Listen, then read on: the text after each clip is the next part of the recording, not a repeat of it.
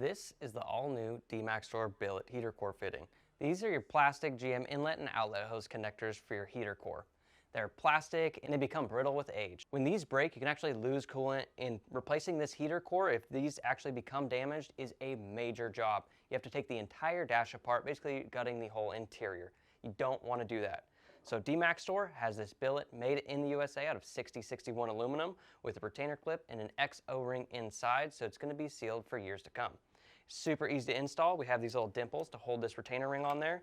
Slide it right on and then push it down with one hand and you're all good to go. Connect your factory hoses back to this and you're all set. And it's made right here on this Haas machine.